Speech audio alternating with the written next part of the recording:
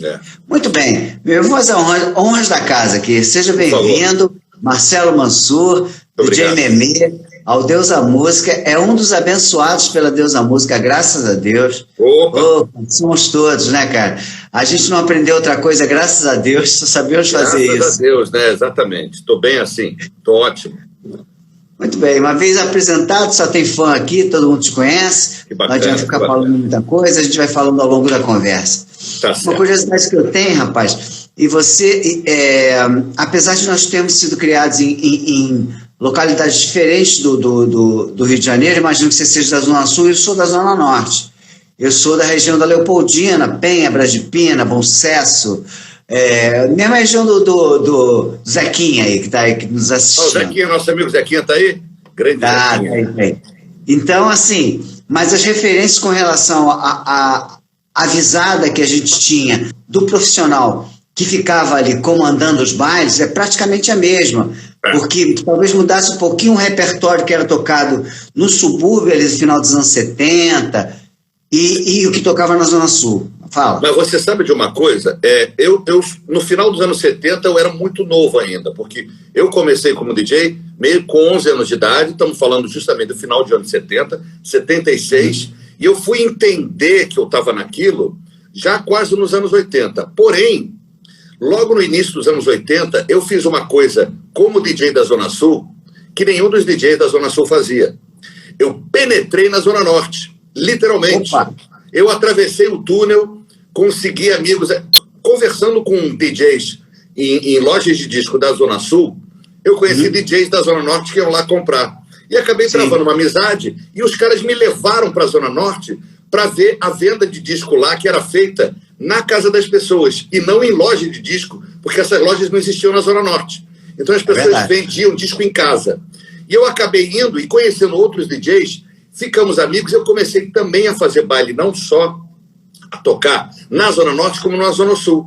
Então, quando chegou aos meus 16 anos de idade, por exemplo, eu tocava num clube na Zona Sul, que era o Papagaio Disco Club, na Lagoa. Eu lembro. Numa matinê, e quando dava 7 horas da noite, eu largava a matinê na mão de outro DJ, me mandava para a Zona Norte, fazia um baile de música black na Tijuca e um outro também na Tijuca em outro lugar. Eu acabava minha rodada fazendo 3 bailes, tocando em 3 lugares diferentes, em um dia só, todo domingo. E acabava ela 1h da manhã, entendeu? Começava às 4 da tarde e acabava 1h da manhã. Eu sou espectador de coisas que talvez você não tenha visto. Eu via Revolução na Mente, Equipe Time, todas as equipes da Zona Norte do Rio, elas promoviam os encontros, sabe bem? Os encontros de equipes de som. Então montava um em cima do palco, um embaixo do palco, um numa lateral, um no outro, e um no outro, assim, 4 equipes tocando. Eu assisti isso. Muito bom. Eu assisti em algumas situações, sim, eu vi algumas, claro. Era muito legal isso. E era pra gente do subúrbio, era muito emocionante você ouvir aquela coisa que a gente escutava no rádio, numa caixinha desse tamanho, assim, com aquele puta som. Aquelas picapes gradiente, aquelas caixas que eram maiores do que a gente, né? As caixas eram maiores do que a gente.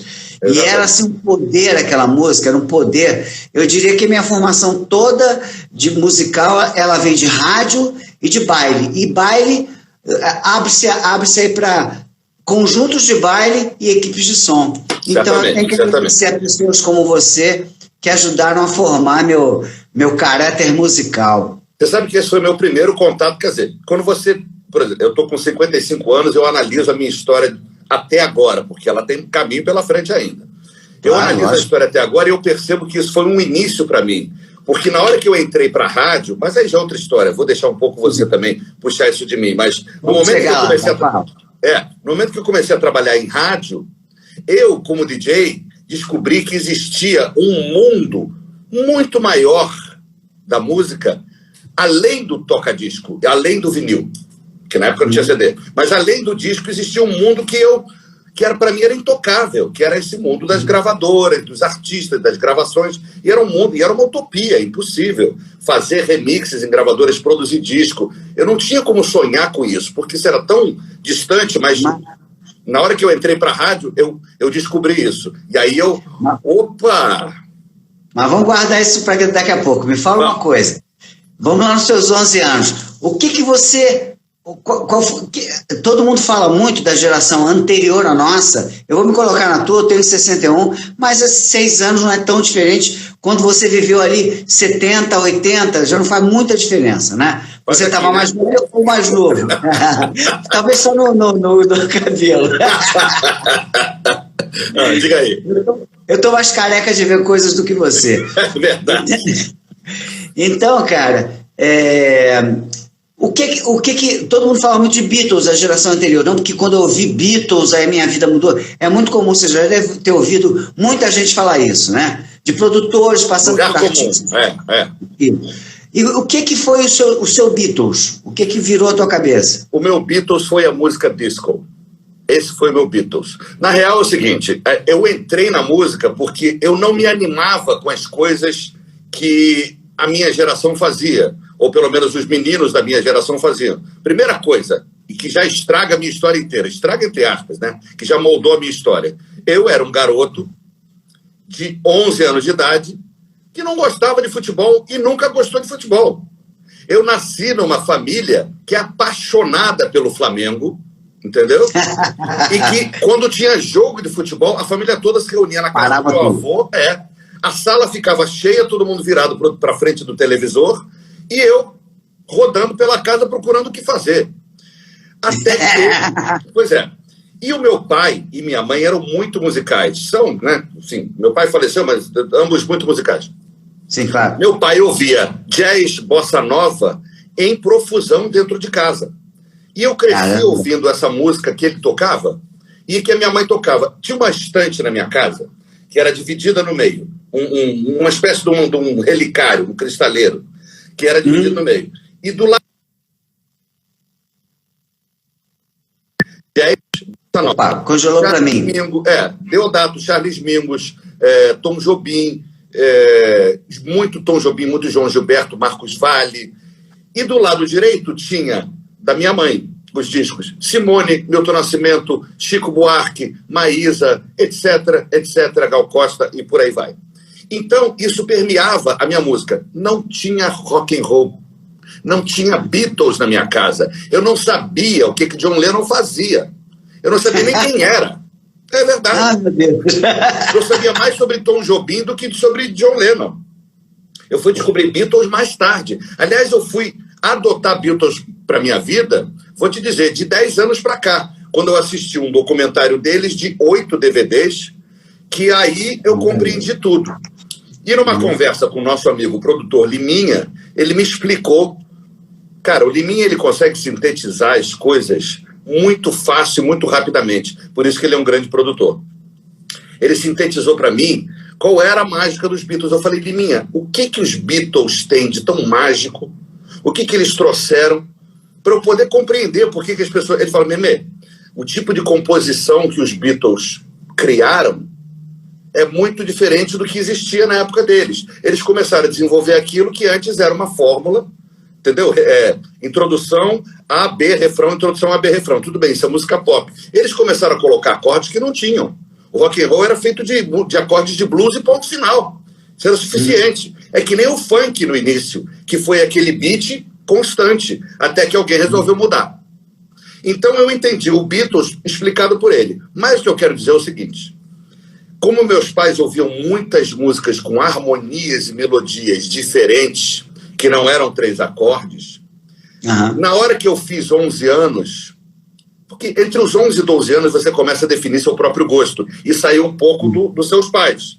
Sim. Você começa a olhar em volta, é quando você já pode botar a cara para fora da janela. E você começa a definir o seu próprio gosto. Eu descobri, eu estou falando de 76 para 77, a disco estava explodindo no mundo. Quando eu escutei aquilo, eu falei, isso eu reconheço. Porque tinha cordas, tinha orquestra, tinha melodia, era baseado em arranjos. Eu falei, opa, isso aí eu reconheço. Porque meus pais escutavam isso em outro formato, em outro gênero. E eu caí para ali. Rock não me dizia nada. Lou Reed, eu não compreendia. Bob Dylan, Cara, eu respeito, mas eu não compreendi isso. Essa mensagem no início não me passou. E aí eu caí na disco e eu tô até hoje surfando nessa. Eu acho também que tem muito a ver com que assim, a gente, existe até um livro do Johnny Ventura falando de 1968, que foi o ano que não acabou e tal. Nós não vivemos isso, eu também não vivi. Eu estava nascido, mas eu tinha 9 anos de idade, eu era um menino. Então eu não sabia o que. Eu não sabia o que era 68, depois eu compreendi. Então, assim, a gente não se ligou tanto nos Bob Dylans, nos Beatles, porque a gente não viveu essa revolução dentro da nossa cabeça. Não. Eles não atingiram a gente pelo viés da ideia. Né? Tinha muita música que os caras faziam, muita música. Até no que o Bob Dylan fazia. Você pega Joker, Man, você pega uma série de canções e fala, cara, a canção é do cacete. Mas a ideia vinha na frente. E a gente não foi impactado pela ideia. Eu acho também, a gente foi impactado pela música, pelo formato, pelo impacto do conjunto. Né? E a música não me pegou, estava em outra. Não entendi, não. Não, até por causa da tua idade. Eu ainda peguei um pouquinho mais. Eu vi Beatles no rádio, Beatles valendo ainda. Eles tocavam juntos e eles tocavam no rádio. Você não tem isso. Eu não. Por exemplo, aqui no Rio, nós temos um DJ muito importante na história dos DJs de rádio aqui do Rio de Janeiro e de clubes e tal, que foi o Big Boy. Né? O Big Boy, eu não peguei Big Boy. Eu me lembro de ecos de Big Boy quando eu estava assim, começando a escolher meus canais de TV, ver as coisas à tarde. Eu me lembro de escutar o som da voz assim, mas uma coisa que não me pegava também, muito distante. Outro dia teve uma homenagem ao Big Boy. Você tem que participar. Eu falei, cara, eu não sei nada de Big Boy. Não faz sentido eu participar, levantar uma bandeira que eu não sei. Eu apoio, mas eu não sei o que dizer. Então, assim, realmente eu fui criado num outro trilho, numa outra direção. Não dá para dizer que deu errado. As coisas funcionam para mim até hoje, entendeu? Não, claro que não. E eu fico feliz de não ser tradicional como, eu sou mais um que veio dos Beatles. Porra, isso me conferiu uma diferença que me colocou no mercado. Porque, na verdade, aí isso é outra coisa que a gente vai falar também. Eu entrei no mercado para produzir disco, onde DJ não produzia disco. Porra, rapaz, tá fazendo aí? Tira a mão daí, cara. Você é o cara do toca-disco. Eu entrei no mercado por causa de outra coisa. Mas isso é outra história. Lá na frente você puxa. Muito bem. Então eu ia chegar nessa coisa do Big Boy e do Ademir Lemos, que foram as minhas primeiras referências de DJ. E de DJ com viés artístico.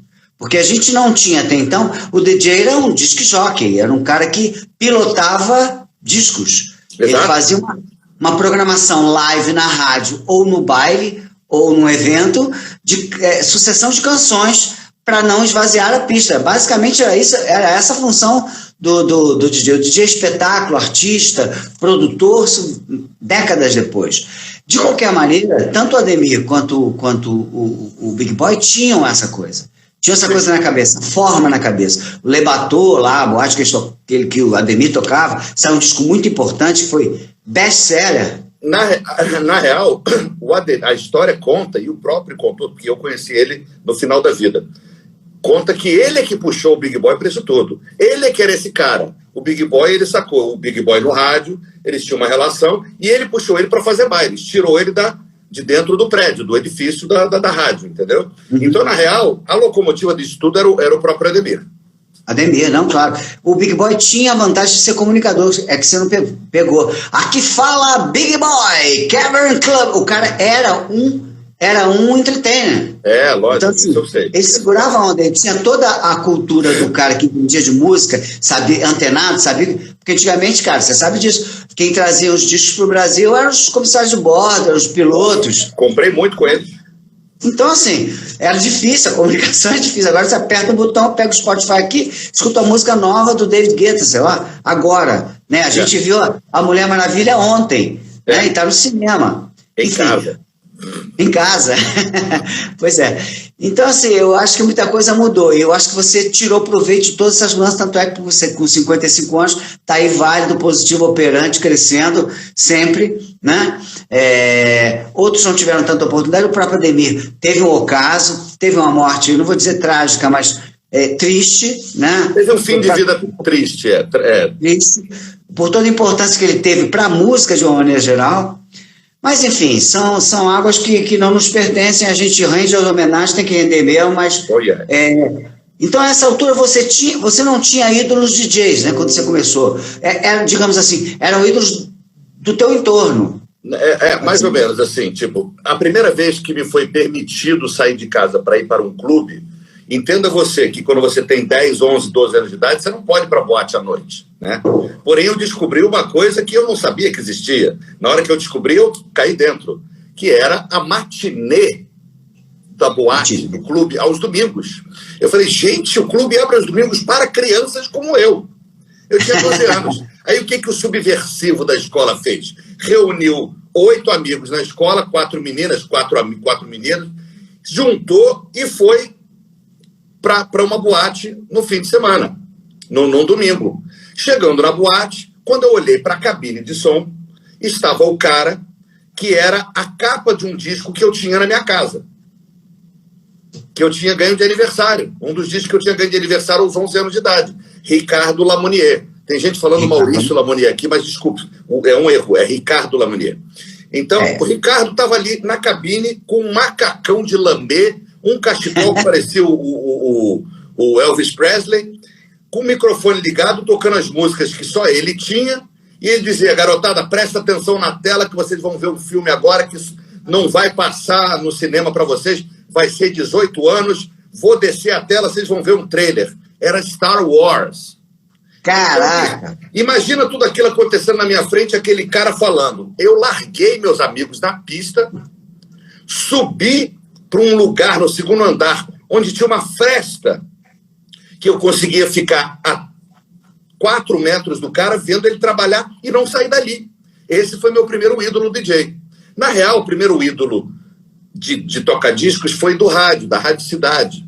O Ivan Romero, que fazia um programa de mixagens no final de semana, sexta e sábado.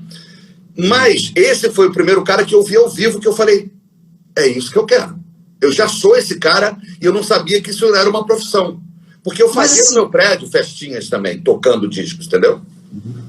Uma curiosidade que eu tenho, e aí vai para todos os DJs, não é só para você, é que o DJ normalmente, em situação normal, ele é um cara que entretém pessoas através da música para dançar. É quase uma regra, né? Claro isso aí, se você for olhar no dicionário, está escrito isso,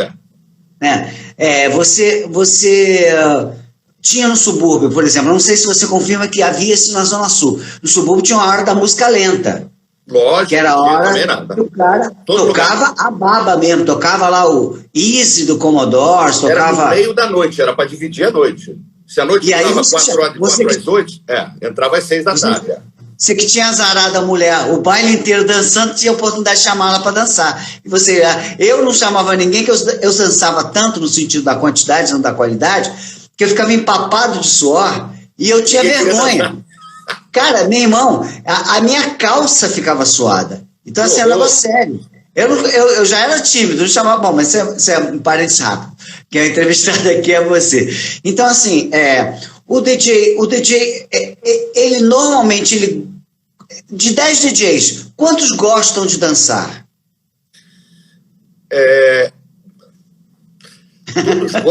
Todos gostam de dançar, mas o que acontece é o seguinte, quando o DJ entra num ambiente de música, a música ocupa a cabeça dele.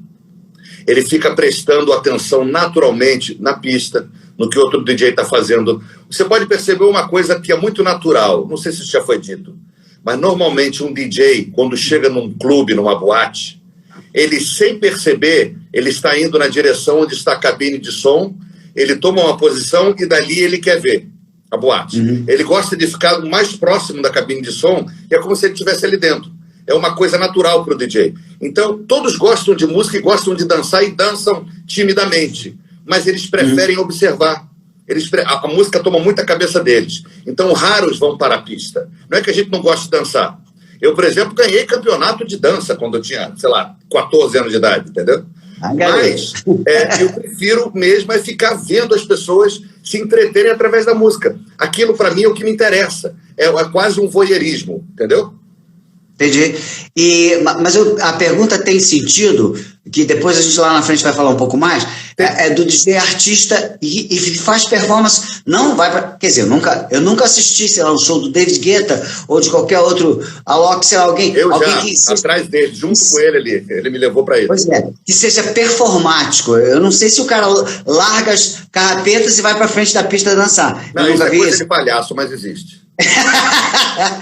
Enfim, mas na hora de tocar, o cara faz a sua malemolência lá, seja qual for, né, no nível. Então, existe uma influência do que ele toca nele próprio, né? O corpo dele também fala através da performance de alguma forma, nem que seja timidamente, ou... Então, é por isso que eu pergunto que se o pedal, né, a dança, influencia... Imagino que sim, até na performance dele como DJ, porque... Não. A resposta não. A resposta não. Porque, assim, você já está falando de uma obrigação que o DJ tem hoje em dia, quer dizer, isso não me atinge, mas atinge muitos da nova geração, porque já entraram nessa. Existe uma obrigação hoje do DJ ficar se movimentando atrás do tocadisco, mas é praticamente uma obrigação, porque a maioria faz isso por obrigação, entendeu? Enfim, isso é uma história que a gente pode até falar e mais a fundo nisso, mas o DJ, o que ele normalmente precisa fazer e quer fazer é estar concentrado ali. Claro que existem aqueles DJs que estão tocando e quando vê estão dançando pra caramba. Isso é uma exceção.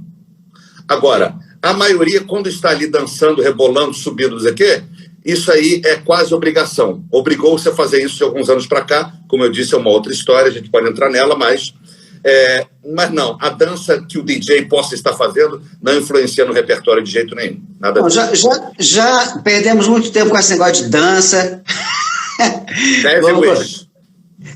Eu queria que você explicasse para nós, leigos e meigos aqui, afinal de contas, o que é house? Eu dei uma pesquisada e há sinais de que a raiz disso, pelo menos aqui no Brasil, veio principalmente com um sucesso, Technotronic, Pump the Jam, que depois virou... Claro, imagino que sim, fora do Brasil com certeza. Não, aqui no Brasil veio antes disso.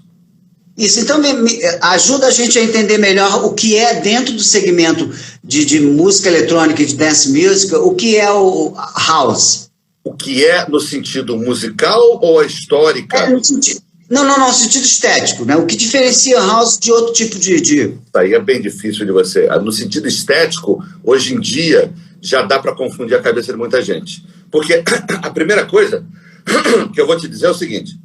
Eu tenho um amigo que foi talvez talvez não, historicamente, ele é o estopim da house music no mundo. Ele já faleceu, chama-se Frankie Knuckles.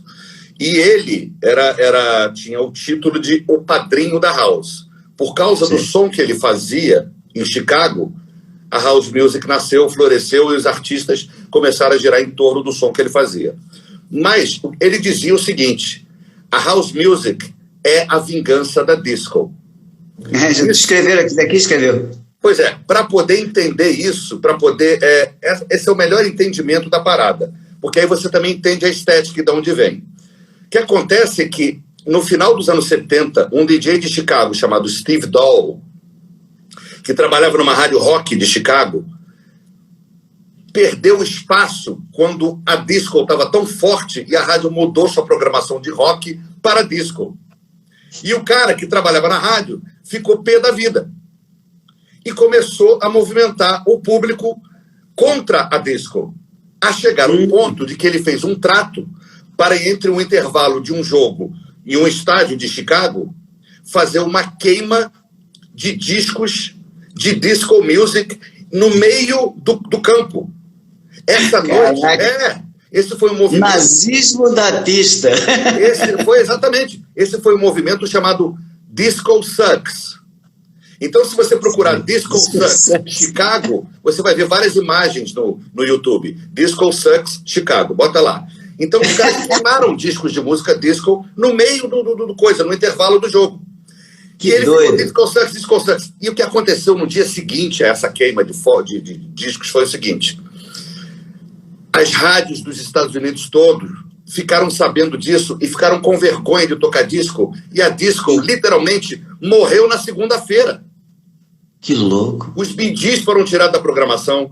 Chic não tocava mais. Nada dos grandes artistas. Donna Summer foi. Tanto que Chic e Bee Gees saíram de cena como artistas e viraram produtores e compositores. Chic passou a produzir para Diana Ross, para várias pessoas naquela época. Sheila B. Devotion. E o outro começou a fazer Barbra Streisand, Johnny Warwick, o Bee Gees. Onde é que eu quero chegar? Naquele momento que a disco morreu e que o troço ficou meio ali, a história da disco e o som da disco e o 4x4 da disco nunca foram esquecidos pelos DJs. E esses caras que eram DJs de disco, em Chicago mesmo, por coincidência, começaram a transformar com as máquinas que começaram a baratear o preço, baterias eletrônicas, teclados, começaram a comprar essas máquinas e fazer disco eletronicamente. Portanto, a coisa mais próxima que você vai ver da house é a disco.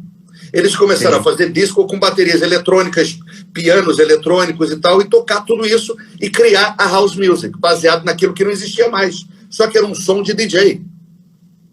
Entendi. E isso foi para a pista. Quando você pergunta hoje, o que é house music? Ela mais se assemelha com disco do que com qualquer outra coisa. O Technotronic já foi uma corruptela da house.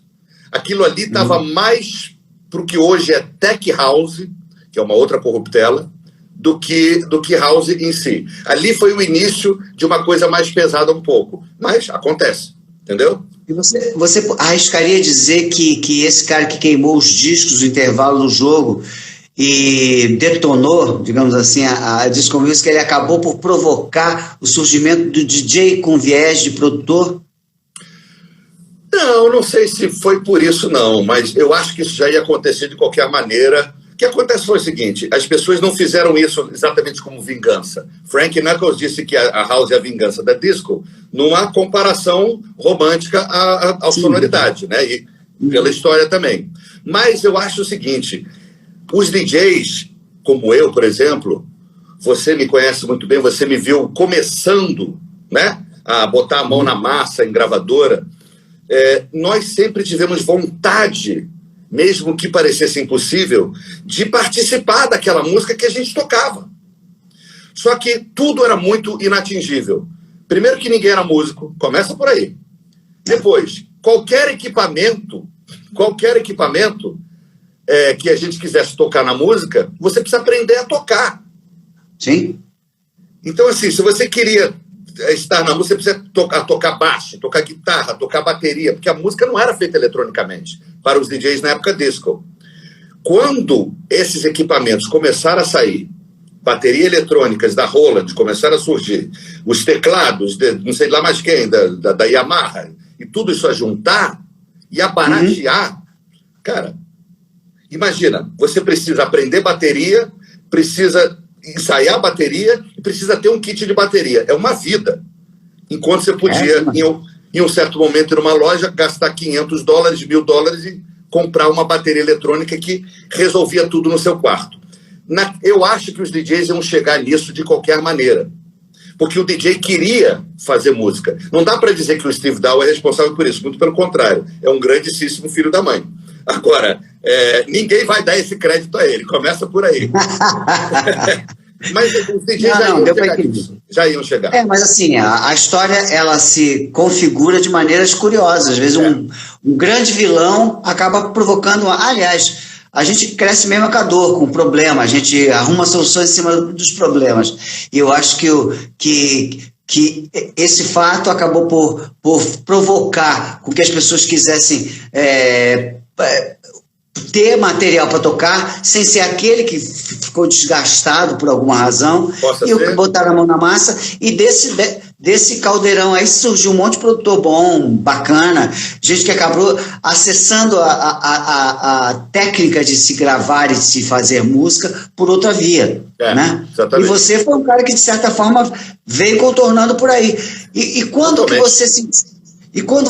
você começou a se interessar, porque eu vejo que você assina como músico também, eventualmente. Quando você assina como músico, você está assinando ali porque você está fazendo bateria eletrônica, você está fazendo teclado, você estudou alguma coisa? Não estudei absolutamente nada. Hoje eu consigo fazer tudo de ouvido. Primeira coisa que a gente precisa para poder ir à frente é segurança. Aqui, ó. Você tem que estar seguro de que você vai conseguir fazer aquilo. Porque o medo que dá de você botar uma nota errada, fazer alguma coisa que não esteja no manual, é muito grande. Só que tem uma hora que você percebe que o trabalho do DJ... O trabalho não. A função do DJ na música foi justamente virar o manual ao contrário. Quando você percebe isso, você percebe que o poder está com você. Que não tem como o músico fazer o que você faz. Nesse momento, eu percebi que eu tinha a força, né? Então eu falei... Teve Não, é verdade. Teve um momento que eu falei assim, gente, eu estou lidando com Lulu Santos, Herbert Viana, Gilberto Gil, essas pessoas estão vindo a mim. Eu preciso falar o idioma desses caras. Aí eu fui estudar teclados, piano, com a Adélia Fischer, que é uma das maiores concertistas e musicistas do nosso Brasil. Comecei a estudar com ela e começou a acontecer uma coisa muito doida, Ricardo. Isso é histórico na minha carreira. Eu comecei a deixar de pensar como DJ. E teve E aí comecei a dizer, agora eu estou pensando como músico, não sei o quê. E aí eu fui fazer um disco onde o meu lado DJ era muito importante estar presente. E eu travei. Eu falei, peraí. Cara, eu me lembro do dia que isso bateu em mim, eu tive uma catarse. Eu falei, cacete. Aí eu liguei para a Adélia e falei, cancelada as aulas, acabou. Porque eu percebi que as pessoas estavam vindo a mim não por causa da minha destreza com as harmonias e melodias, mas porque eu tinha descoberto um caminho para fazer música que era completamente diferente e adicionava a música. Não subtraía e nem precisava ser pelo mesmo caminho. Esse caminho adicionava. Então nós, DJs, entramos na música justamente porque a gente pegou o manual e virou ao contrário. A gente fazia diferente. O sample, aliás, o aparelho de sampler, ele não seria inventado se os DJs não tivessem começado a usar um monte de pedaços de disco nas suas gravações. Sim, é verdade. Eles já sampleavam mecanicamente, né? Exato, antes de existir o sampler. O sampler foi criado, foi o que você falou, a mãe da invenção é a necessidade. Então, assim, o primeiro disco de rap, ele não foi gravado com samples, mas ele foi criado com samples. Só que na hora eles pegaram e botaram gente tocando para reproduzir. Mas a ideia do sample sempre teve na cabeça do DJ, porque é como o DJ entende música, através de disco. Entendeu? Então o caminho da gente para a música foi completamente diferente. E não dá para dizer que o DJ não adicionou nada à música. Tem gente até hoje que reclama. Eu até entendo. Eu me lembro, eu sofri muito bullying em estúdio. Nos estúdios da Polygram, eu tenho um bullying clássico. Eu tenho um bullying clássico que aconteceu comigo ali, né? Eu me lembro que eu fui chamado para fazer um disco e você tem que fazer esse disco num fim de semana inteiro. É um disco para a França, para a Polygram da França. Você topa fazer? Eu falei, você tem 4 dias para fazer o disco. A quinta, acaba domingo, segundo, o cara tá levando o álbum. Eu falei, caramba, como é que eu vou fazer isso? A gente vai te dar os 3 melhores músicos que a gente tem aqui. Não vou dizer os nomes, depois eu digo para você em segredo. Mas eram os 3 picas das galáxias. Quando eu cheguei lá, e aí eu cheguei com samples de bateria eletrônica, com sons de 909, aí os caras ficaram, olha esse bumbo aqui do Memê, esse bumbo não tem nem ponta, rapaz, que bumbo é esse? Era uma 909 da Roland, que é a coisa mais clássica que tem na dance music. Só que os caras não deram valor, e era bullying o tempo inteiro.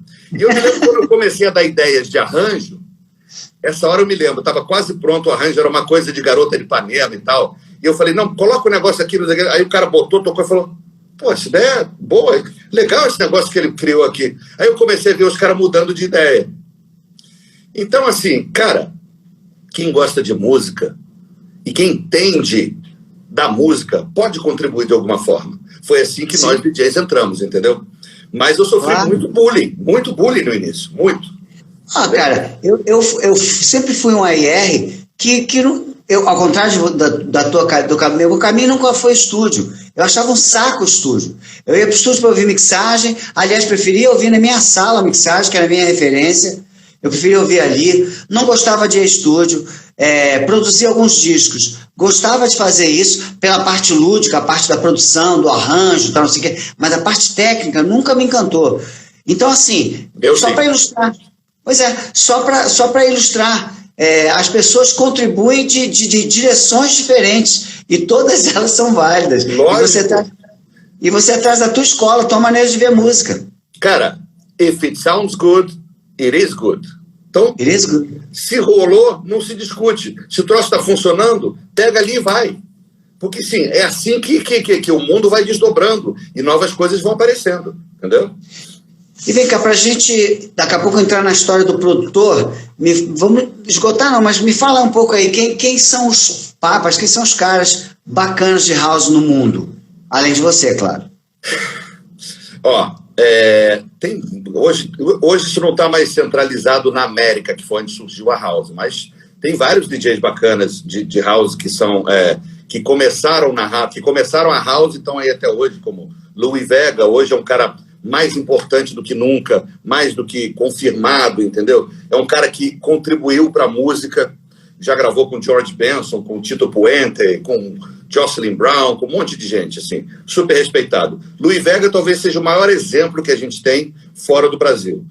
Nós temos David Morales também, que é um cara que já teve um brilho maior, mas que está aí até hoje também. Temos várias pessoas, Armand Van Helden, temos um monte de gente. Dimitri Van Paris, Joey Negro, enfim. Não, bacana. De longe, me perdoe se eu estiver falando alguma atrocidade, de longe, assim, eu acho que o que eu sei de house é a coisa que eu mais gosto de dançar.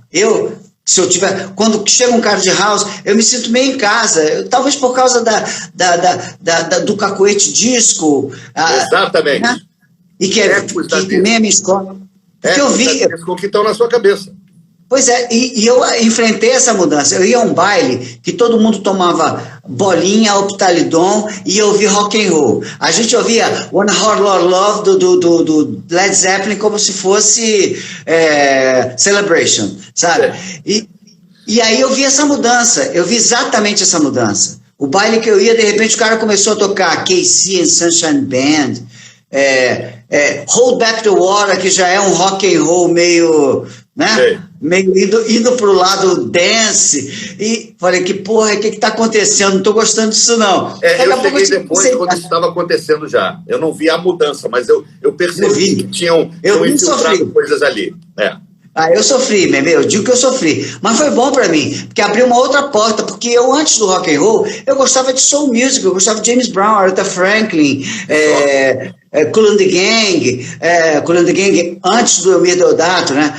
Então, assim, eu era dessa turma. Então, assim, por isso que eu gosto de música, cara, porque eu sou rádio, eu sou tudo. Eu ouvia Cartola, Secos e Molhados e Led Zeppelin, Stairway to Heaven no rádio, e achava tudo lindo. Muito bem. A nossa geração, quem tem mais ou menos a mesma idade, tem essa riqueza. Não que a tua não tenha, pelo amor de Deus. Mas, assim, a gente misturou muito mais e ouviu sem preconceito, porque só tinha um rádio para ouvir. Não tinha toca-disco em casa, não tinha dinheiro para comprar disco. A gente ouviu que o cara tocava na rádio e era muito bom. Mas me fala uma coisa aqui. Eu separei uma questão para te perguntar, ainda dentro dessa seara do DJ. Eu andei dando uma olhada, por exemplo, um DJ que é top de linha, por exemplo, David Guetta, né? Que é um DJ produtor e é um cara que faz canções, né? As canções do David Guetta são boas, dá para cantar junto. Isso eu acho muito legal, porque a canção é canção. Canção, você sabe que não se mata a canção nunca. A música que ele fez com Black Eyed Peas, I Got a Feeling, bicho, eu só queria ter escrito essa música, mais nada. Puta, é boa pra cacete. Mas aí eu fui ver se você pegar as duas músicas mais tocadas no Spotify do David Guetta, aí você for lá agora tem mostrar créditos, né? Felizmente, você vai lá e vê os créditos. São 10 autores. 10 autores. Isso virou moda, né? Aí eu fico assim, samba enredo? Não, samba enredo também é assim. A gente sabe por que samba enredo são 5, 6, 7, 8, porque fundam-se um com o outro, aí tem até o dono da boca de fumo que também entra, sabe disso. Então isso já começou no Brasil, viu? Mas eu queria que você explicasse técnica. Eu não acho que isso é mérito nem demérito, isso é uma especificação do estilo. Mas por que acontece isso? Cara, o que acontece é o seguinte, essas músicas estão gerando muito dinheiro, entendeu? E aí o cara começou... Esse é o meu ponto de vista, tá? Não é a verdade do planeta. Eu não sou a pedra filosofal. Mas o que eu vejo acontecer é o seguinte, essas músicas começaram a gerar muito dinheiro. E a responsabilidade sobre elas ficou grande. Então, quando você vai fazer a próxima música, cara, você não pode errar. E aí você se cerca de um monte de gente para poder contribuir com aquilo. Porque por que você vai dividir o seu dinheiro com um monte de gente que está ali compondo, se você pode fazer aquilo sozinho? Às vezes os caras não se sentem tão seguros. Cara, assim, tipo... As músicas sempre foram criadas ou por uma ou por duas pessoas, às vezes até por 3. Mas você botar 8, 10 pessoas para compor uma música, é a mesma coisa que você dizer para mim que o DJ hoje tem que subir e rebolar no equipamento de som. Entendeu? Não é necessidade, é quase uma obrigação. O cara tem que... Quando você tem que dar uma entrevista hoje, parece que é mais rico você dizer, não, essa música tem 8 compositores. Aí o povo diz, oh... Então, assim, essa coisa de quantidade está tomando o mundo, né? Então, a quantidade, então, que tem quantidade maior. Por exemplo, hoje em dia um DJ não toca mais sozinho a noite toda, tem que ter 10 DJs. Porra! Mas não seria também... tem a ver com isso tudo que você falou, com a segurança, vou trazer aquele cara, porque aquele cara tem umas ideias de loop, legal, vou trazer aquele outro que eles têm umas programações... Ideia de loop não é música, brother. Sim, não, com certeza, mas o que eu estou te perguntando é o seguinte, às vezes quando você aproxima um cara, não estou falando você, o David Guetta, quando ele aproxima um cara, às vezes o cara não está trazendo uma coisa que ele acaba valorizando como composição, mas que na verdade é estrutural, porque ele quer se segurar nos fundamentos? Olha, eu fui para o estúdio com o David Guetta por 4 dias aqui no Rio de Janeiro. Quando ele esteve no Rio para gravar coisas, as pessoas acabaram chegando até a mim, porque ninguém sabia como resolver as questões que ele queria. Então, o cara que estava trazendo ele para o Brasil me ligou e falou, Memê, pô, me ajuda aí e tal, porque o Guetta está querendo fazer umas gravações aqui, e, enfim, né, só para cortar caminho. Eu acabei entrando em contato, ele me pediu ajuda, eu fui para o estúdio, passei 4 dias em estúdio com ele. Foram 4 ou 5 dias, eu acho. Foram 3 dias no estúdio, o quarto dia no meu estúdio, tá? No meu próprio estúdio. E não tinha mais do que 3 pessoas ali. Tinha ele, um músico, e um outro cara que mexia no equipamento. Ali eles estavam criando músicas, eu vi. Agora, se para fazer a letra precisa de 18 pessoas, aí eu já não sei. Cara, eu vou dizer para você assim, eu acho que não é só pelo fato da responsabilidade, não. Mas é porque essas pessoas hoje, o cara que faz o looping, por exemplo, um bom looping de bateria, ele quer entrar na composição e é a maneira dele entrar. Ele diz, olha, se não for assim, eu não entro. Entendeu? Tem gente que já está entrando para trabalhar dizendo, ó, eu entro, mas eu quero 10% da música. Sacou? Então, isso tem acontecido. A gente, aquela, do ponto de vista ético e moral, você pode até pôr em dúvida esse tipo de atitude, mas do ponto de vista da remuneração e o quanto aquele cara acha que faz a diferença, pode ser justo, né? Eu vou colocar o problema na mesa agora. Eu faço assim. Eu só entro para trabalhar produzindo uma música se eu tiver parte da composição. Porque eu percebi, com o tempo, que aquilo que você está fazendo... Primeiro lugar, hoje uma gravadora não paga mais um produtor como pagava antes. Não tem mais aquele dinheiro. Segundo lugar, ganhar com vendas, você não ganha com vendas. Né? Não tem mais venda. Você tem clique. Isso aí não tem como controlar. Terceiro lugar, o que está dando dinheiro hoje é música. É composição, é o uso da música no filme, no comercial, no não sei o que lá. E o autor, você tem que estar na autoria, de algum jeito. Então, o seu pagamento ele tem que vir de outra fonte. Sim, sim. E para as pessoas que talvez não estivessem entendendo, eu vou dar minha posição, minha visão de AR disso. O que eu vejo, por exemplo, se você pegar quanto vale o show daquela linha de baixo do Billie Jean? Mas aqui não foi o Michael Jackson que criou. Não, tudo bem. Tá. Não tenho dúvida que ele deve ter criado. O que você está falando. É isso. Quanto vale o show daquela linha de baixo? Se tivesse entrado um baixista, o Liminha, fosse chamado, Liminha, faz uma linha de baixo. O cara cria essa linha de baixo, ele criou praticamente a música, cara. Pô, aí quanto vale o show? Vale a autoria, claro que vale. Aí você vê que a autoria começa a mudar de lugar. Porque quando a autoria antigamente era harmonia e letra, ela passou a ser arranjo. Porque arranjo é uma coisa importante. Eu vou te dar um exemplo claro na minha vida. Claudinho Bochecha. Eu produzi os 3 discos de Claudinho Bochecha iniciais. Que tem Conquista, que é Sabe, Tchururu. Depois eu fiz Quero Te Encontrar. Depois eu fiz Só Love. Os discos estão aqui na minha parede. Eu trago para você ver. Agora, Xereta? Não, isso já foi depois. Vocês tiraram isso da minha mão na Poligram. Aí é uma outra história também. Aí foi o Sérgio Carvalho que fez. Tá? Não, pois é, a gente pode falar isso depois. Mas o que acontece é o seguinte, o Bochecha, quando aquilo começou, eu fui chamado para fazer um disco de 2 garotos que tinham ganho um concurso de rap da Furacão 2000 e ganharam um contrato de gravação. Foram contratados pela MCA, que depois virou Universal, onde você trabalhou. E você trabalhou com eles, pois é. Isso. O que acontece é o seguinte, o Bochecha, ele compunha, entre aspas, da seguinte, e faz, eu acho, não sei se ele faz isso até hoje, ele ficava com um gravador de repórter na mão, aquele com aquela fitinha de secretária eletrônica, sentado no sofá de casa, sentado no sofá vendo televisão em casa, sei lá, e tinha uma ideia e cantava, sabe, oh, sabe, tchururu, eu sou louco por você, guardava. Essa era a demo dele.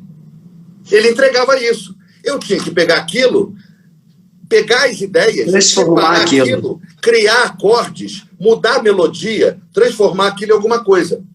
Se você não tem parceria nas músicas, é injusto, porque você tinha que estar em todas, né? Eu não tive parceria em nenhuma, porque eu não pedi. E até porque naquela época eu não ligava para isso. Você sabe que naquele momento a autoria não dava tanto dinheiro quanto dá hoje. Hoje o recolhimento é muito maior, né? Sim. Muito maior, muito mais amplo. Vem televisão, vem de um monte de coisa que não tinha antes. Enfim, então eu não pedi. Então, Só Love é minha, Quero Te Encontrar é minha, e Sabe, Tchururu, que é o Conquista, também é minha. Entendeu? Na verdade, é o mais importante deles, né? Aquele disco ali que foi um sucesso em Portugal, olha ali, ó. Quebra-cabeça do Gabriel. Gabriel Pensador, eu já fiquei esperto. Ali as músicas são minhas com o Gabriel, entendeu? Ali eu fiquei esperto. Eu já tinha feito Claudinho Bochecha, já tinha visto o Prejuízo, e aí eu vi o que é. Porque o Gabriel chegava com um pedaço de papel, com a letra escrita, não tinha mais nada. E eu tinha que criar uma música para ele, entendeu? Então, assim, tem um momento que você percebe que o que você está fazendo não é só produção musical, não é só arranjo. Você está contribuindo com a música. Então, na hora, essa palavra composição está começando a mudar, de alguma forma. E não vai ter mais volta, não. Perfeito. Eu acho até... A gente entra no caminho que eu estava querendo traçar aqui, que era o Eu, e eu. Né? Que eu queria saber exatamente, você já deve ter falado isso para muita gente, mas é a primeira vez que a gente fala isso ao vivo, e eu queria explorar um pouquinho isso. Como é que é a história? Vocês era idealizado desde o início um disco em dupla, ou isso foi a dupla foi crescendo no fazer? A dupla não nasceu ali. Esse foi o segundo disco da dupla, porque esse disco foi tão forte que as pessoas esquecem do primeiro capítulo, que é Assim Caminha a Humanidade. A minha humanidade. É um álbum. Me dá um segundo. Vai falando. Vai falando. Muito bom. Assim Caminha a Humanidade é muito bueno. Mas é verdade, assim, eu acho que ali o cara te catapultar, como se fosse uma dupla, né? Um disco em dupla, 2 artistas dividindo um disco, é um acontecimento, principalmente sendo um produtor, ou sendo até um ex-DJ, ou ainda DJ. Assim Caminha a Humanidade. Esse é o primeiro disco que eu trabalhei com o Lulu. Eu e Memê e eu. Juntinhos. Esse veio depois, entendeu? Sim. Então, olha só. Depois de matar a cobra e mostrar o pau, deixa eu explicar para você. Como dizemos aqui no Brasil, o que acontece é que o Eu e Memê e eu, na verdade, ele é uma jogada de marketing. Ele é um desespero. Pelo seguinte, quando eu comecei a trabalhar com o Lulu, ele me procurou, não tinha gravadora. Essa é uma história longa, eu vou tentar encurtar. Quando a gente fez o primeiro álbum, o Lulu tinha acabado de sair da Universal. Foi quicado para fora da Universal por Marcos Mainar, que era o presidente na época, falou, olha, acabou o seu contrato, os contratos não estão dando certo, os discos não estão dando certo, pode ir embora, não vou te pagar nada. Essa é a história que o Lulu me contou, entendeu? E tirou o cara da gravadora.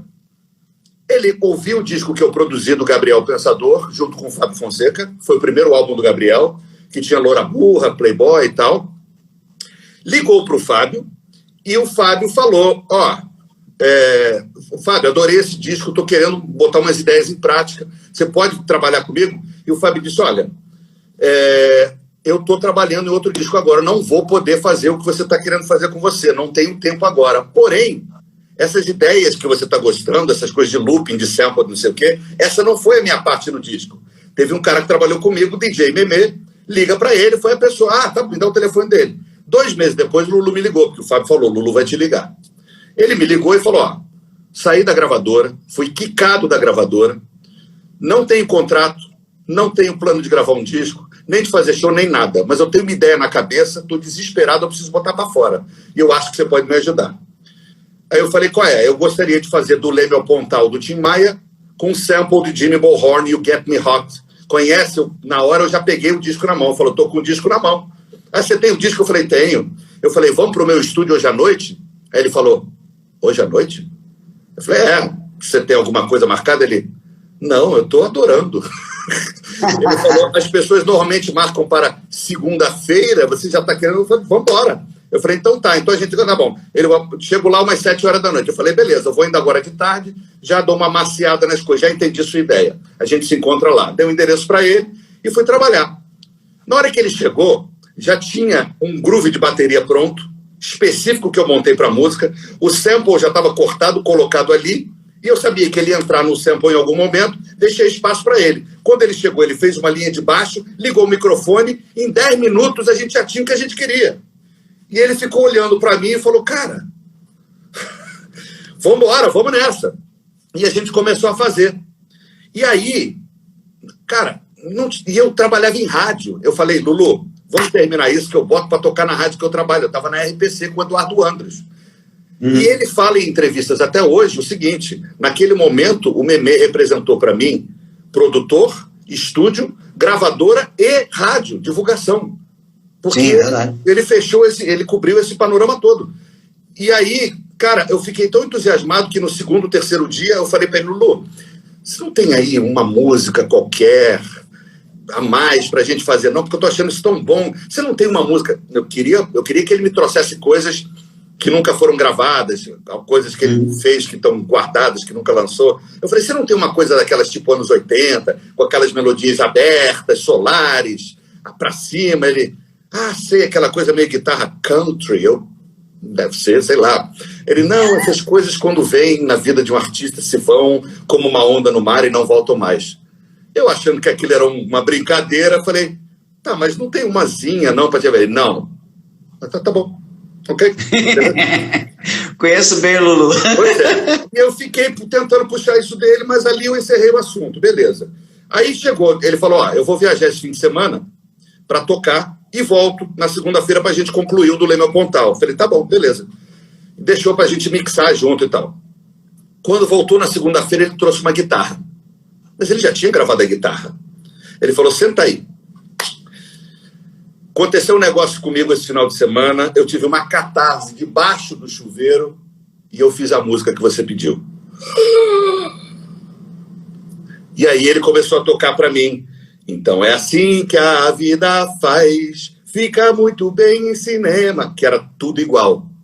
Com acordes, e eu comecei a chorar na frente dele. Fiquei até com vergonha, comecei a chorar, lacrimejar.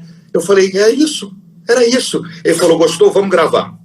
E aí eu cresci, né, bicho? Eu fiz a melhor bateria da minha vida, ele chamou o baixista dele, não sei o quê. Em 2 dias a gente tinha uma demo que é igual ao álbum. E 2 dias depois ele voltou com a guitarra de novo. Se animou. 4 dias depois ele voltou com a guitarra de novo e falou, senta aí, fiz outra. Acho que você vai gostar mais dessa. Ainda vai levar um tempo. Aí eu comecei a chorar de novo, velho. Disco, né? Essa música é disco. Ele falou, é disco, você gostou, né? Eu falei, porra, é isso. E aí a gente tinha 3 músicas ali. Tem mais uma também que eu quero gravar, que é O Que É Bom. Aí gravou, cara, a gente tinha uma demo de 4 músicas. Agora você... Isso foi o embrião do Assim Caminha a Humanidade. Sim. Tinha a música Assim Caminha a Humanidade. Essa é uma capa que pouca gente conhece. As pessoas conhecem mais a capa dos Ursinhos, que é o disco seguinte. Mas você sabe que, um parênteses rápido, só para ilustrar exatamente o que você está falando. é super interessante porque se tem uma pessoa que é Beatles, influenciada por Beatles e Rolling Stones, principalmente. Também. Sim, não, também, não. Mas porque ele tinha o Viman, né? O Viman era uma banda de rock progressivo, praticamente, né? Então, o que eu queria ilustrar é que você ajudou a pincelar ainda mais o desencanto, entre aspas, do Lulu com a estética do rock, que ele já vinha negando ali no Pop Samba Balança e outras levadas. Né? Ali ele já tinha uma crise com a estética, e ele estava procurando caminhos. Ele fez um negócio meio samba rock, fez um negócio até meio Luiz Caldas, lembra? Aquela Igeio, Ejuba do Bahia, nem sei a letra dessa música, que é uma loucura. Mas sabe o que acontece? O Lulu é isso tudo. Não, eu sei, mas eu acho que você, de todas as viagens que ele fez, você conduziu a viagem maior de comunicação. Porque aquilo que ele estava tentando era bom, mas não era comercial. Eu detesto essa palavra comercial. Não tinha grande poder de comunicação. Quando vocês se juntaram, você pegou um negócio que ele tinha e transformou num negócio, claro, as canções eram muito boas, e fez um acabamento, porra. A contribuição foi direto para a pista mesmo, virou mania. Essa música, Assim Caminha a Humanidade, é uma música catártica para um monte de gente. As mulheres, já viu mulher na pista quando toca essa música? Essa é uma das músicas brasileiras, da música pop mais bonitas de todos os tempos. Bota a mão para cima, uma música redentora, né? Solar. Muito bacana. Eu acho que você teve um papel muito bacana de libertar o cara mesmo de vez das estéticas. Mas eu vou te dizer uma coisa, em defesa do Lulu, dessa coisa de libertar da estética, eu sempre digo nas entrevistas e faço questão de dizer, eu fui o instrumento usado por ele para ele poder chegar onde ele queria, porque a parceria da gente funcionava assim, ele tinha uma ideia e eu conseguia realizar ela na prática, coisa que ele não conseguia fazer com outros produtores, talvez, entendeu? Enfim, mas se você lembrar, ele já fez música eletrônica antes de mim. Eu não sei de viver sem ter... Isso é completamente eletrônico. E era feito com o Lincoln Olivetti. Era ele e o Lincoln somente, não tinha outro músico. No caso, é esse Arthur Maia. O Arthur Maia canta nessa faixa, né? Então, assim, o Liminha fez com ele também um monte de coisas de bateria. Adivinha o quê? É um puta de um groove dançante. Então o Lulu já tinha feito muita coisa dançante em outras épocas. O que acontece é o seguinte, o Lulu é um caldeirão pop. Ele é música brasileira, rock and roll, e muita música de DJ. Soul music, disco. O Lulu, você conversa com o Lulu de DJ para DJ. Eu nunca tive isso com nenhum artista. O Lulu conhece tudo que eu falo sobre música disco da década de 70. Ele sabe os títulos, os compositores. Então, assim, ele tem essa noção. O Lulu é um caldeirão pop. E é aí que a gente se encontrou. Porque eu sou a mesma coisa, entendeu? Eu tenho todas essas influências. Então, tem hora que o Lulu quer fazer engenho, tem hora que ele quer fazer o rock and roll, tem hora que ele quer fazer o soul music. Ele tá mais para Prince do que para outra coisa, entendeu? Sim. O Prince, ele pegava, era Jimi Hendrix, só que era James Brown também. E muitas vezes não compreendido, né? Então, eu sei que o meu papel foi importante. O meu papel com o Lulu foi importante, mas partiu dele também. Entendeu? Não, e o Lulu é aquele cara, com a diferença que o Lulu é aquele cara, eu acho essa palavra desgastada, né, esse termo desgastado, é o hitmaker. É um cara que sabe fazer uma canção. Ele sabe fazer uma canção. Caraca, o Lulu que é capaz de fazer 3 shows só de sucesso e vambora. Com músicas diferentes. Com músicas diferentes. Cara, isso é uma arte, né? Isso é bem difícil encontrar isso. Não, o Lulu é um one of a kind, bicho. Lulu... Sem dúvida. Mas aí, cara, a gente entrou nessa fase de você produtor. E como onde você acha que foi a metamorfose mesmo? Foi com o Lulu que você...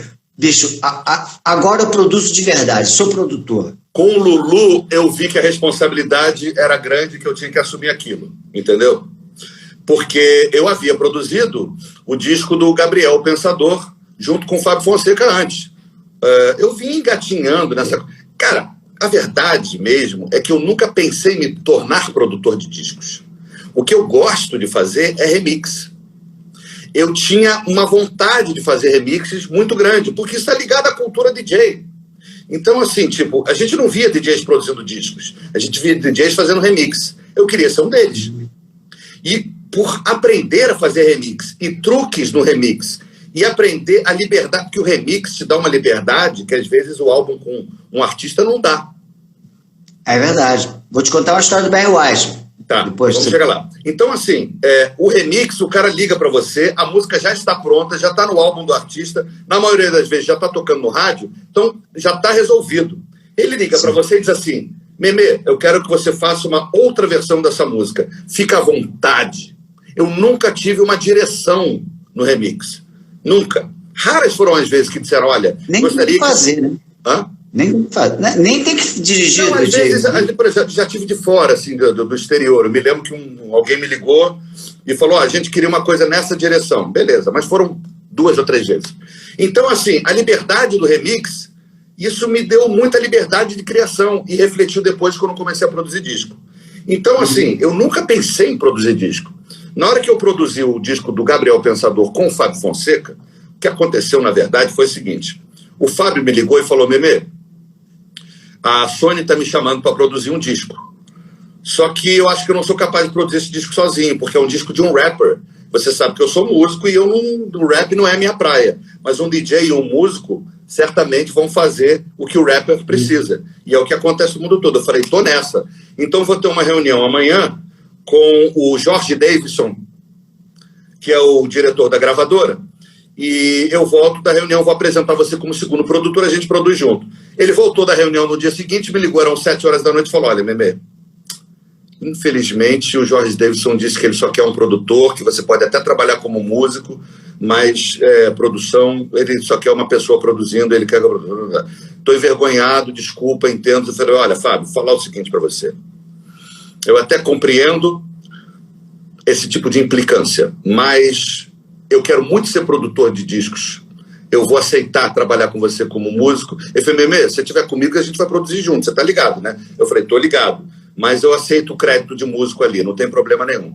Então foi por isso que o Lulu, inclusive, foi ao Fábio primeiro. Meu nome não estava escrito. Entendeu? Uhum. E aí, o que aconteceu foi que eu acabei entrando no disco e fazendo ali. Ali, para mim, era uma experiência, até porque eu não estava sendo creditado. Então, quando você pergunta do Turning Point, aconteceu com o Lulu Santos, realmente. Porque a gente passou de um cara que estava quicado para fora de gravadora a um vendedor de 100 mil cópias, na época, de disco de ouro. Nossa, o Lulu não ganhava disco de ouro há muito tempo, entendeu? E ali eu falei, que isso? E aí veio o Eu, Memê e Eu, que foi uma outra história, que foi um disco que a gente teve que fazer em um mês. Entendeu? Caramba! Essa outra esse história. foi disco de platino, né? O Memê e Eu? Diamante, meu amigo. Foi mais de 1 milhão de cópias vendidas até hoje, está em catálogo.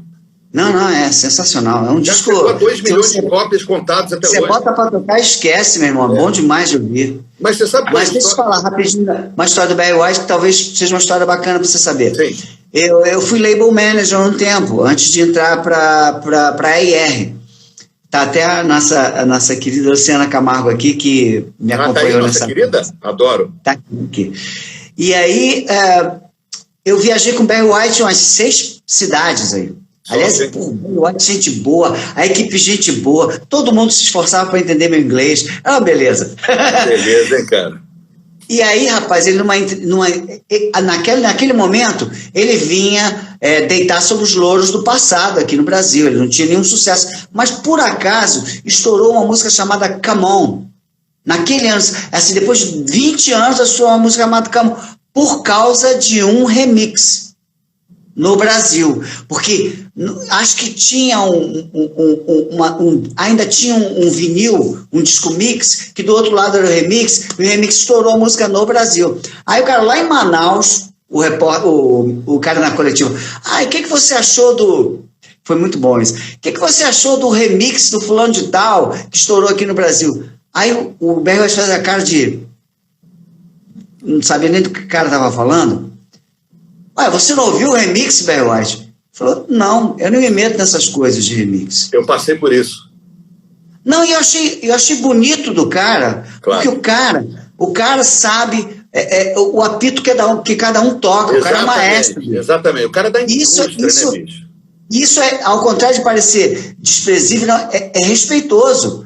O cara não está se metendo na história. Aqui no Brasil, os ARs eventualmente ensaiavam se meter nos remixes. Aliás, eu não vou botar nome aqui, eu conheço um monte de AR que ficava de beicinho quando eu fazia remix da música que ele fez com o produtor no estúdio, que eu achava uma bobagem, porque os remixes tinham finalidades. Quando você contratava um meme para fazer um remix, o que você queria, além da competência, da sensibilidade, da maneira de ver música e ver aquela música? Você quer também o expertise dele de comunicação.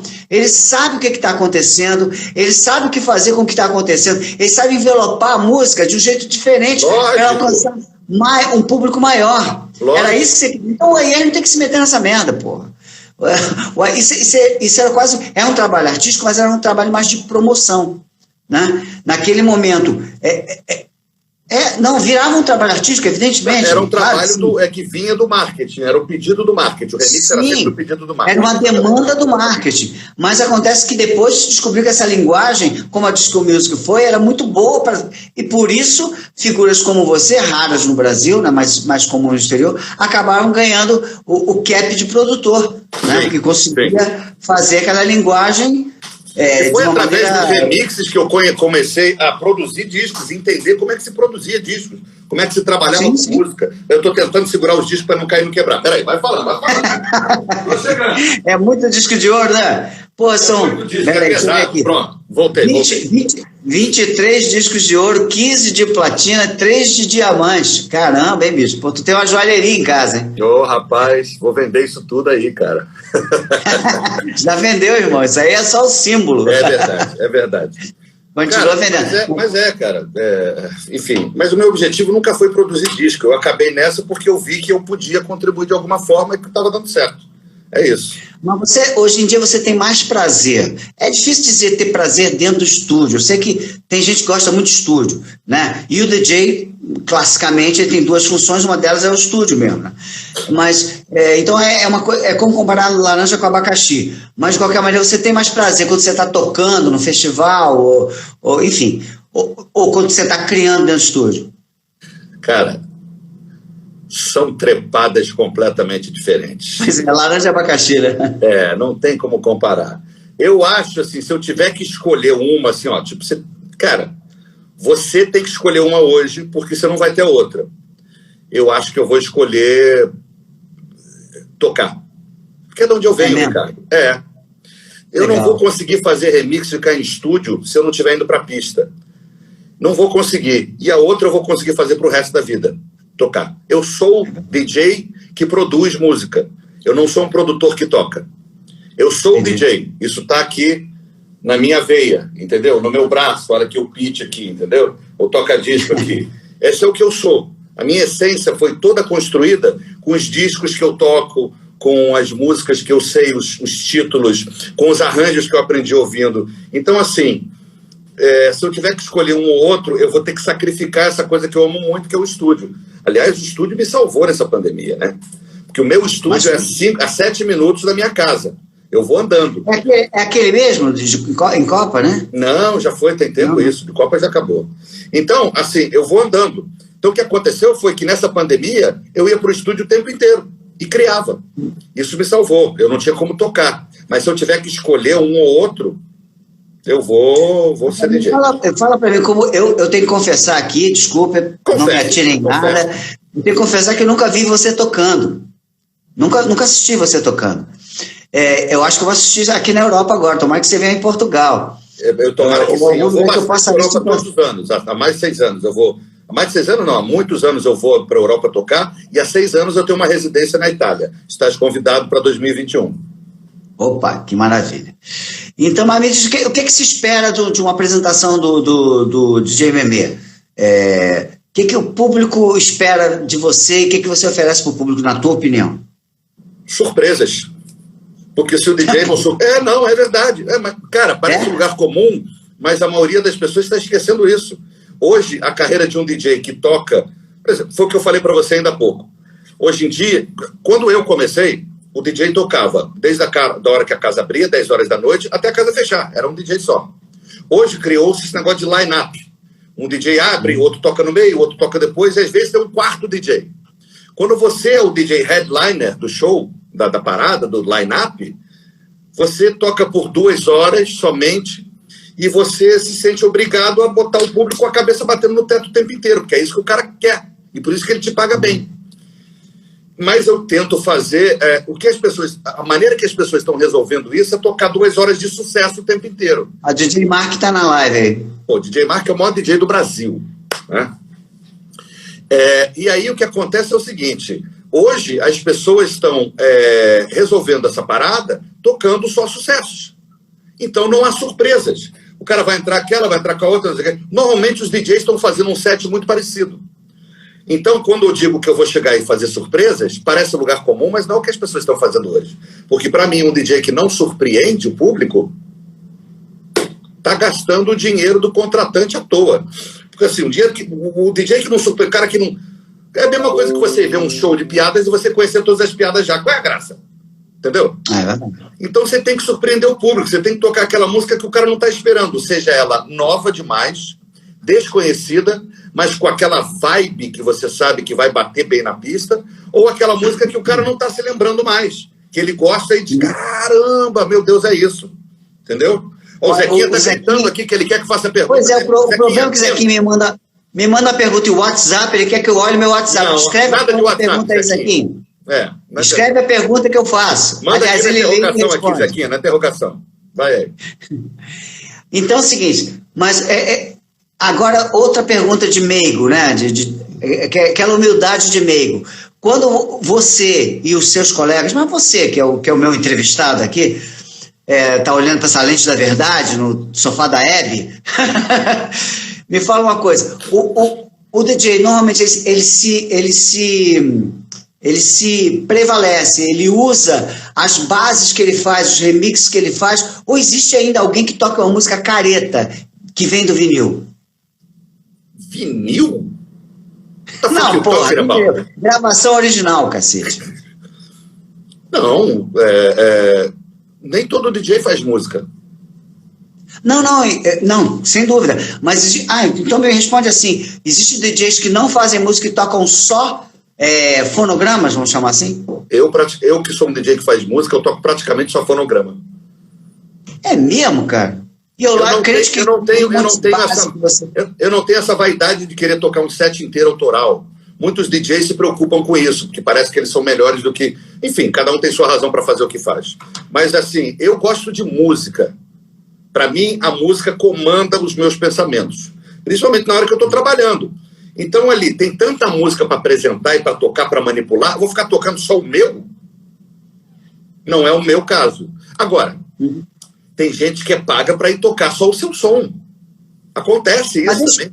Deixa eu entender teu raciocínio. Tá entendido. Aliás, a pergunta do Zequinha está aqui. Tá entendido. Mas quando você pega o conceito do remix, conforme a gente falou, é pegar um fonograma original... Peraí. Agora entendi o que você está falando. Manipulá-lo. Você está perguntando se eu toco as versões originais ou os remixes, é isso? Sim. O que você toca flagrantemente? Outra pergunta. Você perguntou de uma forma que, enfim, não compreendi. Normalmente, o que eu toco é o que se aproxima melhor para a pista. Se for uma versão original que não caiba na pista, normalmente eu não vou tocar. Os remixes, normalmente, eles fortalecem a música original. Sim. Agora, tem algumas músicas em que o original são melhores do que o remix. Tem remix que estraga a música, entendeu? Por exemplo, fizeram um álbum da Donna Summer de remixes, a coisa de alguns, 5, 4 anos atrás. Cara, não tem um remix que salve. Aliás, tem um só que salva. Um só. Porra, Donna Summer, uma obra de pista de dança, os caras conseguirem estragar as músicas com remix. Estragar? Cara, devia ser preso todo mundo. E não sou eu que estou falando, não. Todos os DJs do mundo viraram a cara para esse disco, ninguém tocou. E foi um fiasco. Zequinha, o DJ ainda é o cara que traz as novidades ou tem outro serviço que faz esse papel? Essa pergunta de Zequinha? Tá aqui, rapaz. Aqui é massa. Zequinha, não é cara. Que pergunta é essa? Que traz as novidades, alguém que faz papel? Cara, O DJ é o cara... DJ é o cara que ama a música porque ama a música. Ele ama aquela música gravada. Como eu estava falando aqui, o DJ Mark está aqui. Ele é um dos maiores exemplos que a gente tem aqui no Brasil. O Mark, por exemplo, que é um grande amigo, ele me diz sempre, cara, eu gosto de comprar disco, de tocar como DJ, e é isso que eu gosto de fazer. É o que eu gosto de fazer, comprar disco, tocar e pronto. Eu nem sou tão fã de estúdio, entendeu? Então, assim, um cara desse que pesquisa músicas, que compra disco o tempo inteiro, é naturalmente a pessoa que apresenta a música pra galera. Entendeu? Sim. Então, assim, lógico, eu acho que hoje em dia está tudo muito misturado, mas eu acho que o DJ ainda é o cara, ou deveria ser, o cara que é responsável por apresentar música para a turma. Música de pista, né? Ou até o DJ de rádio. Existem vários tipos de DJ. Então, vamos aproveitar que o Zequinha está aí, que é nosso programador de plantão aqui. Programador de perguntas. Vamos falar um pouquinho da tua experiência do rádio, né? Como é que você se virava aí quando você começou ali com a gravador de rolos, gilete, fita? Cara, como é que era a mecânica de fazer um remix nessa época? Para você parece engraçado, mas isso para mim foi, cara, uma descoberta de uma caixa de Pandora, porque entenda o seguinte, eu me lembro disso, sentado no sofá da sala, eu tinha um sofá que ficava ao lado do meu som. E eu só esticava o dedo para fazer o que eu tinha que fazer no som, assim, tipo, eu sentava e ficava mexendo assim. E eu me lembro de eu estar em casa de tarde, pegando discos do Earth, Wind and Fire, músicas que tinham um tempo de duração curto, e eu pegava e editava a música no cassete. Eu gravava um trecho da introdução, quando eu terminava a introdução, eu dava pause, botava a introdução de novo, soltava o pause e repetia aquela introdução, então aquela introdução ficava dobrada. Eu criava remixes... Não eram remixes, eram reedições da música, no cassete.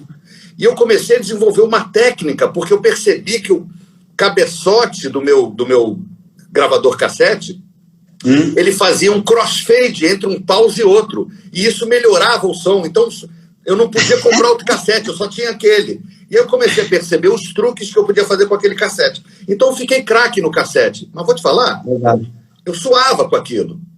Aí, quando eu entrei para a rádio, essa é uma outra história, mas eu vou pular ela, vou já chegar eu dentro da rádio. Quando eu entrei para a rádio, e o cara falou assim, bom, eu vou te apresentar então o equipamento aqui que você vai começar. Eu entrei para trabalhar como operador de áudio, que é o cara que grava comerciais, que botava as músicas dentro do cartucho para poder tocar individualmente na rádio. Era o cara que trabalhava no estúdio. Porra, eu saí de um gravador cassete para um estúdio com 2 gravadores de rolo, uma mesa de mixagem, equipamentos de gravador. Era Disney. Falei, meu Deus do céu, cara, o que é isso? Mas, na hora que eu entrei lá, eu falei, gente, o que é isso? Agora, aí o cara me ensinou, olha, então a gente vai aqui cortar a música, agora você vai fazer... Porque é o seguinte, eu tinha recebido uma encomenda da rádio do Eduardo Andros de fazer um mega mix, um medley de Paralamas do Sucesso. Eu estava frequentando a rádio porque eu tinha um amigo que trabalhava lá.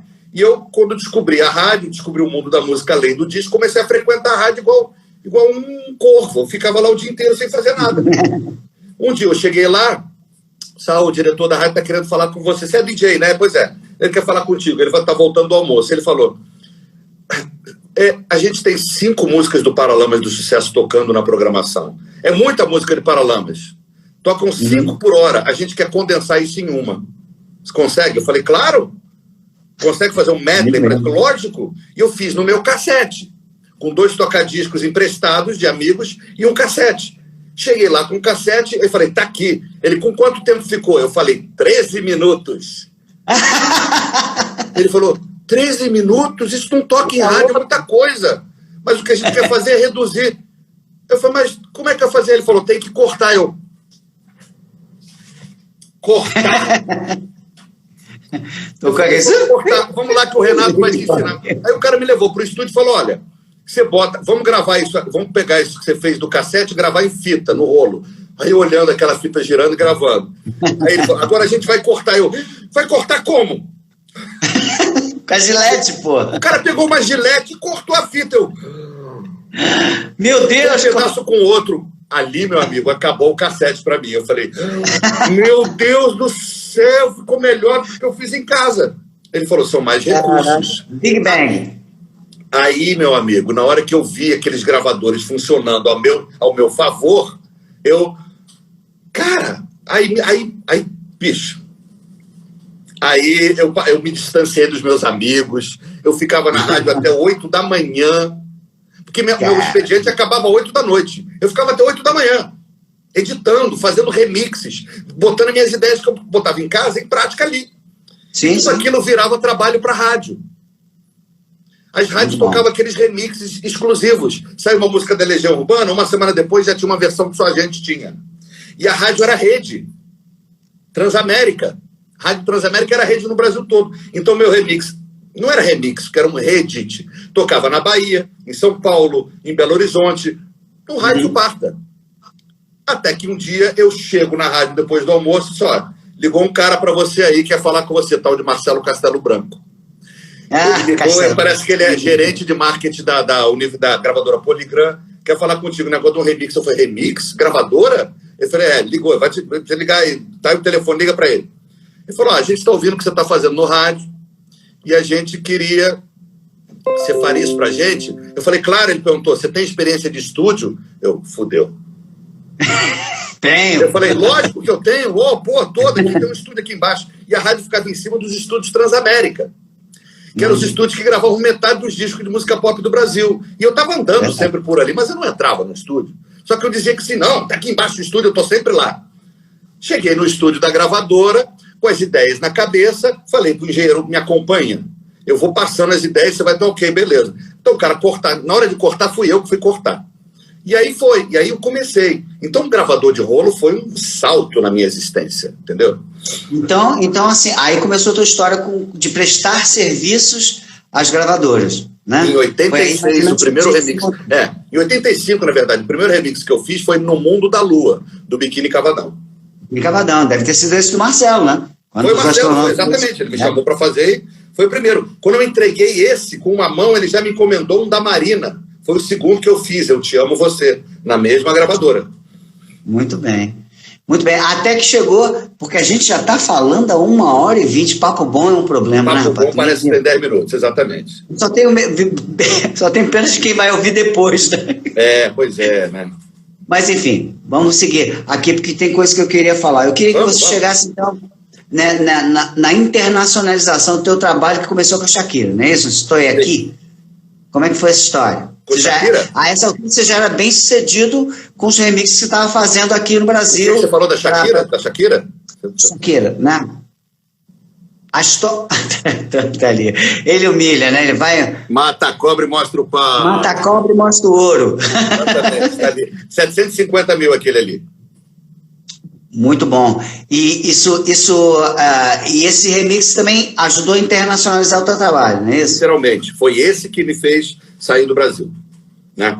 Esse remix ele veio de uma forma muito engraçada, assim. Eu fui procurado pelo nosso grande amigo Sérgio Lopes, que estava trabalhando na sucursal de Miami da Sony Music, cuidando da área latina da Sony Music. E ele me ligou e falou o seguinte, Memê,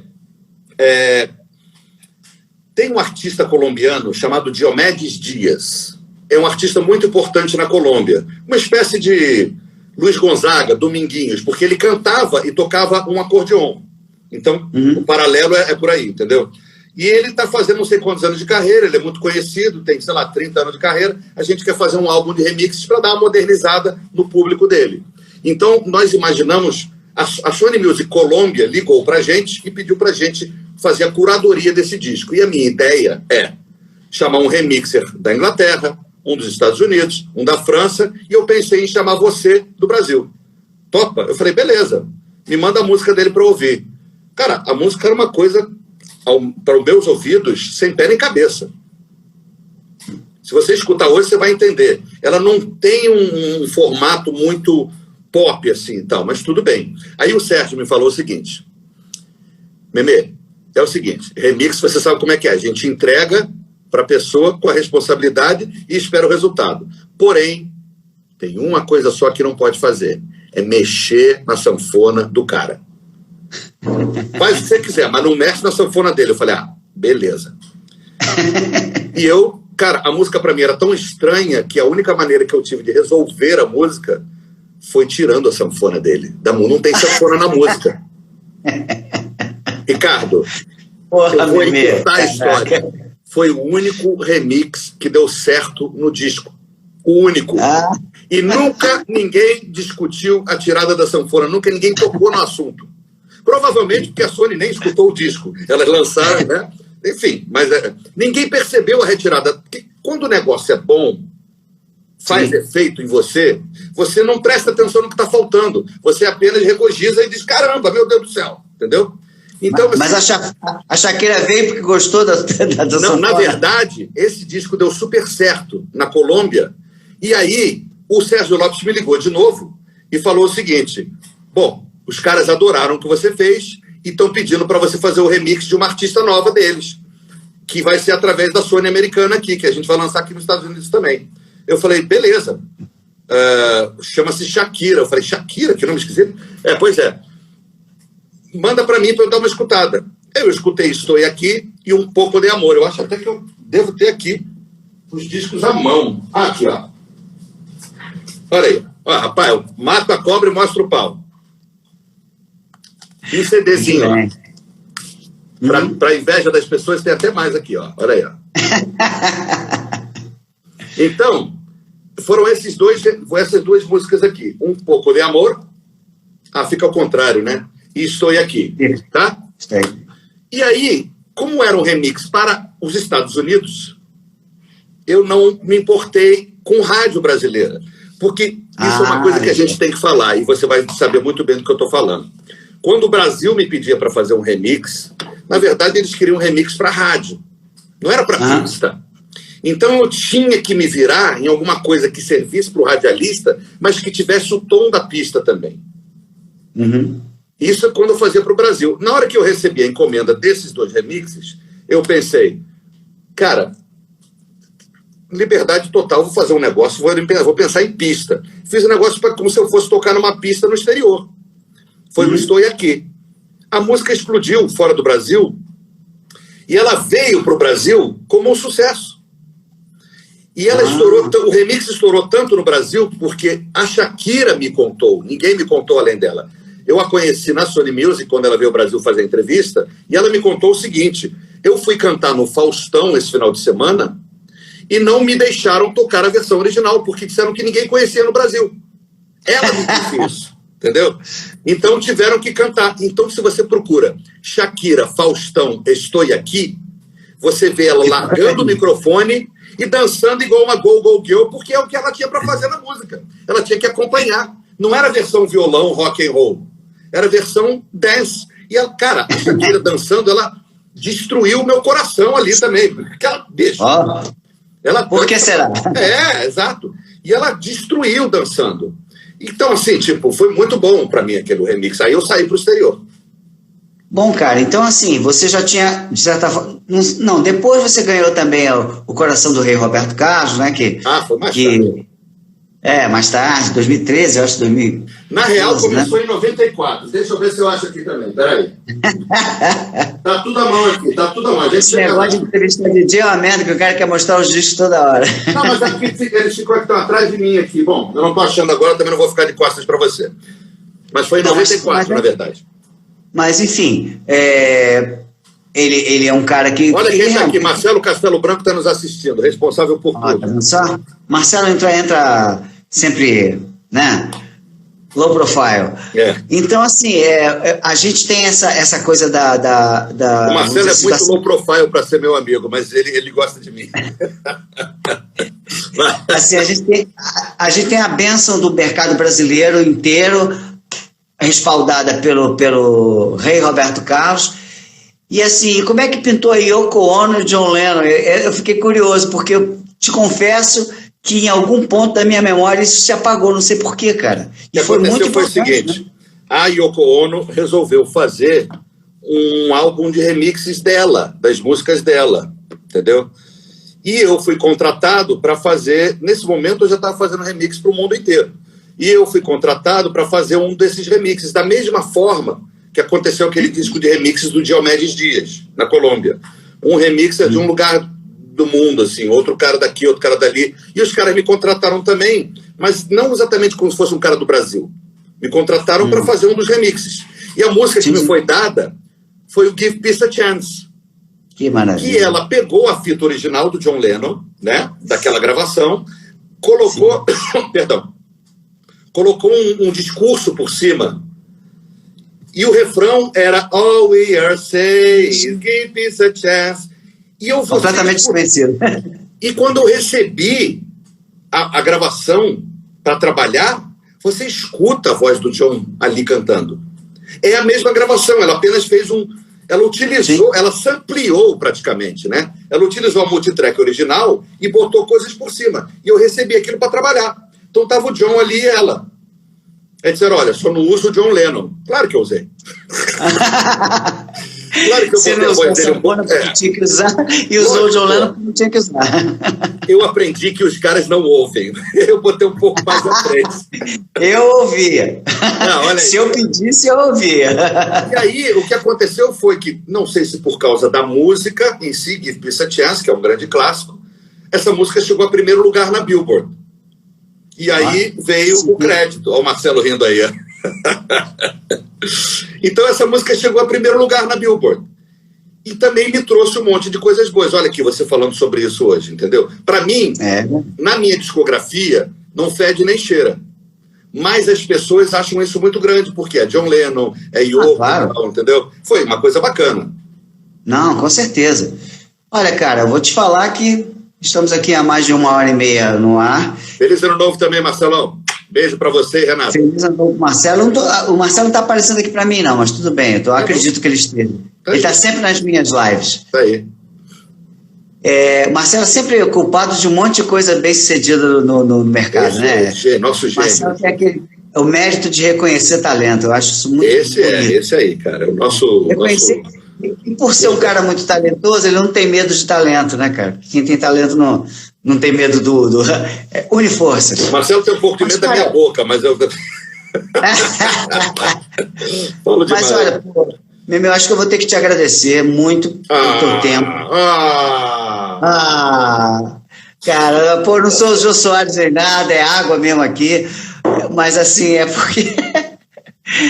porque, enfim, eu quero fazer sempre uma coisa que as pessoas consigam ver depois, né? Porque não fica chato de ver. Aquela coisa gigantesca. Mas, pô, com certeza a gente vai fazer outra se você tiver tempo. Quem sabe não vamos fazer uma aqui, ó, vivo, eu do lado de você. Do teu lado aqui a Torre de Pisa atrás. Vai ser lindo. Vai ser lindo, vamos fazer. Tá marcado já. Tá marcado. É só abrir a porteira que eu já saio correndo pra Europa, bicho. Eu tô aqui, não tô aguentando mais. O ar tá rarefeito aqui pra mim já.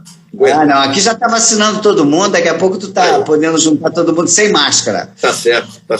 Muito bem, meu amigo. Pô, obrigado mesmo, cara. Pô, obrigado a você, sempre um prazer falar com pessoas que não só são bem-sucedidas, porque aí bem-sucedido é parte talento, parte porque Deus quer também, bota as coisas no nosso caminho, a gente consegue aproveitar, mas as pessoas que amam música. A ideia desse negócio aqui é abençoar com a Deus da música quem bate cabeça para ela. E eu bato cabeça e você bate também. Não, é verdade. Para os meus seguidores que estão aqui assistindo, esse aqui é o Ricardo Moreira, um dos grandes industriais da música desse planeta, que está morando hoje em Lisboa, e continuamos amigos para o resto da vida. Muito obrigado pelo convite, Ricardo. Você realmente... Obrigado. Fica com Deus. Obrigado a todos que estiveram por aqui. Tá bom. Tchau. Tchau, gente. Tchau.